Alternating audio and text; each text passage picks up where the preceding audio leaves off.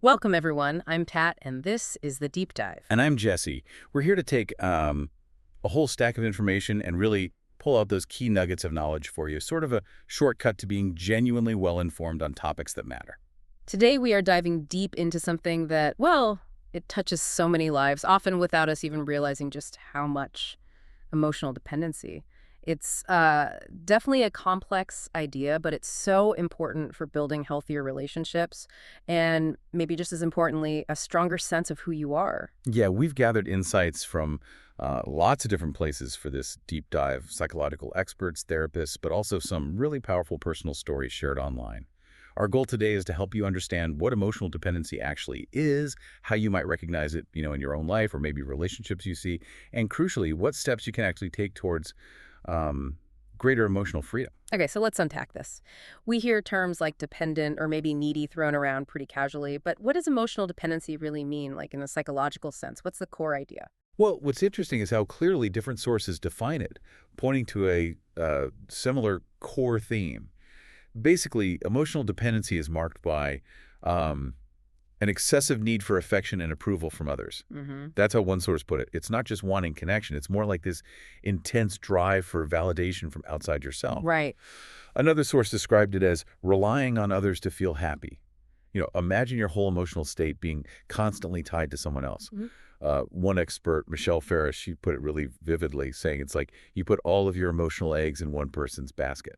Wow. And that kind of reliance, another source warns, can have dangerous consequences that can affect our peace of mind and well-being because, your internal feeling depends completely on something external. So it's way more than just like enjoying someone's company or wanting them around. It sounds like it's when your happiness, your actual self-worth, gets tangled up completely with another person. That feels like a really shaky foundation. Exactly. And that brings up a really important question. How is this different from codependency?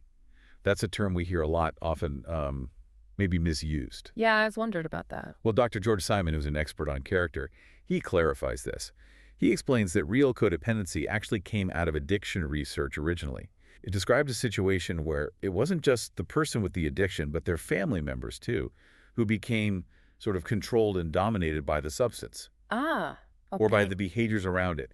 They effectively become codependent on the substance's control over everything. That's fascinating context. So in that original sense, everyone involved is dependent on the addiction, the substance itself, not necessarily just emotionally dependent on each other directly.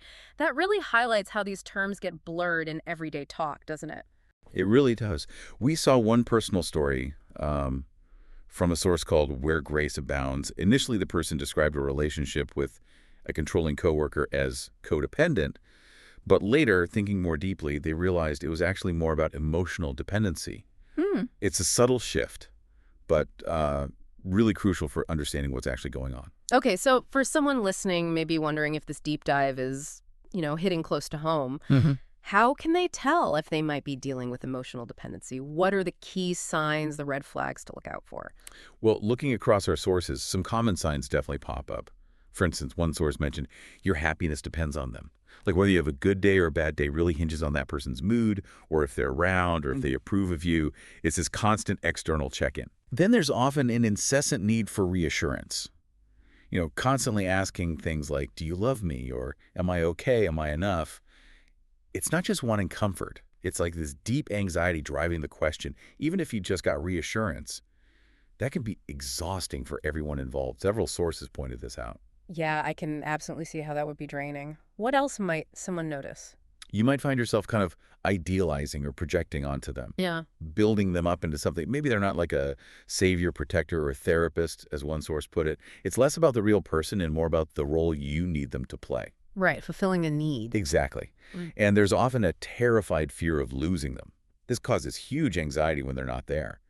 It's not just missing someone, it's this deep, almost gut-level fear of abandonment that can lead to, clinginess or being afraid to let them have their own space. Several sources mention this fear. You might even feel very jealous or possessive when they spend time with other people, seeing it as a threat to your connection. Again, multiple sources noted this pattern. So it's not just relying on them, but also this really intense, almost paralyzing fear of not having them. That fear seems to drive a lot of the other behaviors, doesn't it? Precisely. And this can lead to feeling like you genuinely can't live without your partner's emotional support, as one source described it. You might find it really hard to process your own feelings alone or just feel this pervasive emptiness or anxiety when you're by yourself. That internal void feeling came up a lot. Yeah. Dr. Charles Whitfield wrote about this idea of losing oneself emotionally, becoming so focused on the other person that we lose touch with what is inside of us and the self feels hollow, like your identity is just filled by depending on someone else. Wow. And this can even impact basic self-care, maybe neglecting hygiene, exercise, hobbies, because all your energy is focused outward.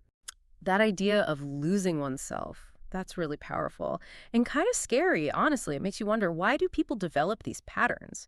It sounds like it goes much, much deeper than just wanting a close relationship. Oh, absolutely. Yeah. Psychology Today and Blade Psychology both highlight that emotional dependency often stems from childhood experiences, things like trauma, unhealthy family dynamics, or what experts call attachment wounds. Yep. These are basically disruptions in those really early bonding experiences that make it hard to form secure relationships later, often leading to fears of abandonment or being smothered. Mm.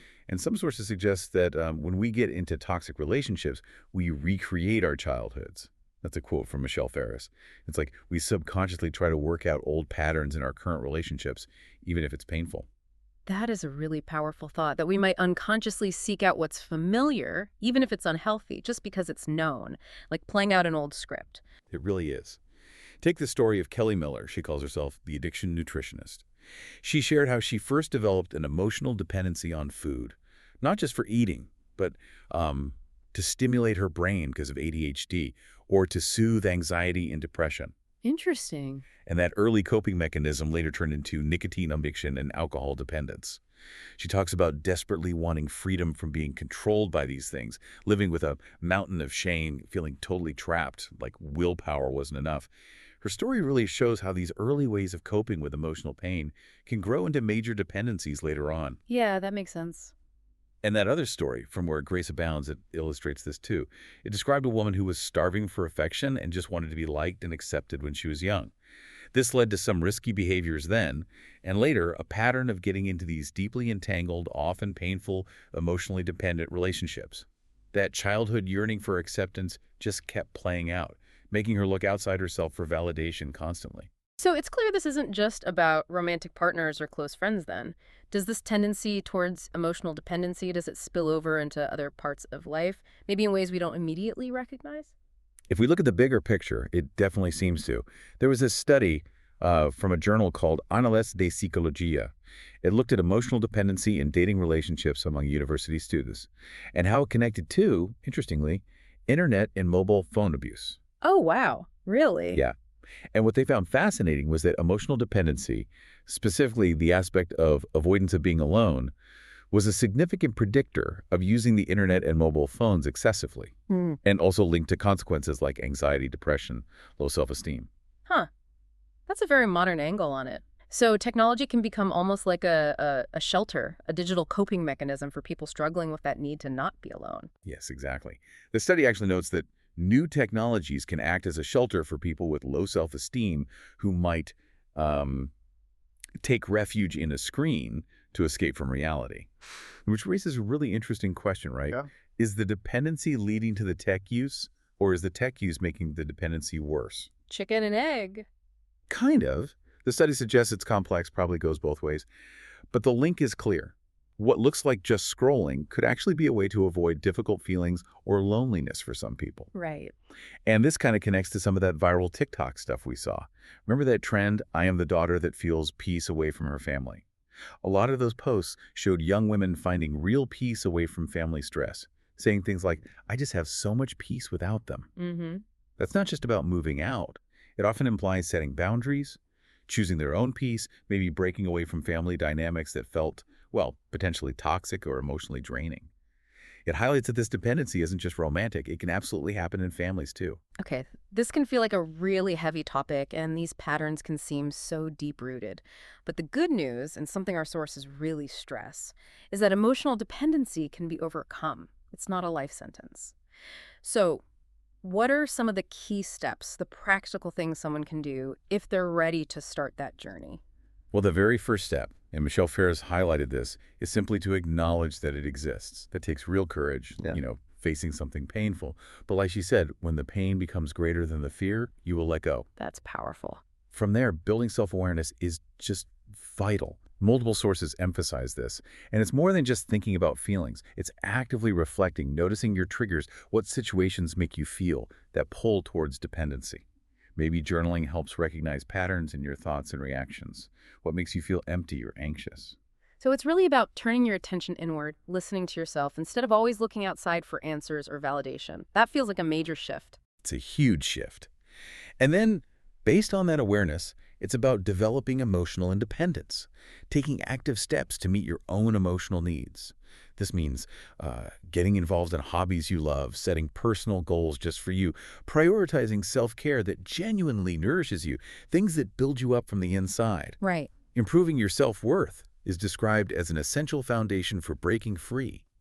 That came up again and again, cultivating that inner sense of value that doesn't depend on someone else's opinion. And how do boundaries fit into all this? Because that seems like a really critical piece for creating that independence. Oh, absolutely crucial. Establishing healthy boundaries is key for emotional autonomy.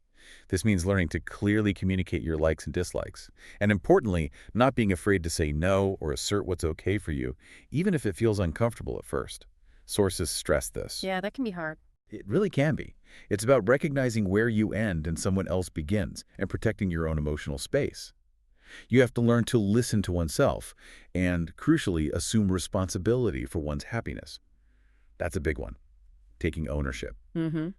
And this also includes letting go of past hurts or traumas, things that might fuel feelings of helplessness or that desperate need for someone else to make things okay. Processing that past is key so it doesn't keep running the show. Okay. And what if someone feels like, wow, this is a lot to handle on my own, or they just need more structured guidance? That is exactly where professional help can be incredibly valuable, even transformative. Therapy offers tools and support, things like cognitive behavioral therapy, CBT, that helps you change those thought patterns feeding the dependency, or EMDR, often used for processing trauma that might be underlying it. Schema therapy looks at those long-term patterns. Emotionally focused therapy digs into attachment dynamics. Lots of options. Yes, different approaches that can provide guidance, specific tools, and a safe space to work through this. Support groups are also highly recommended by some sources, offering that community understanding. And it's important to remember, as one source pointed out, these behaviors developed over time. So change won't happen overnight. It needs patience and compassion for yourself. That's a good reminder. Ultimately, like Helen Mia Harris, a relationship specialist, said, the antidote is moving towards emotional self-reliance and autonomy, so you can love without losing you.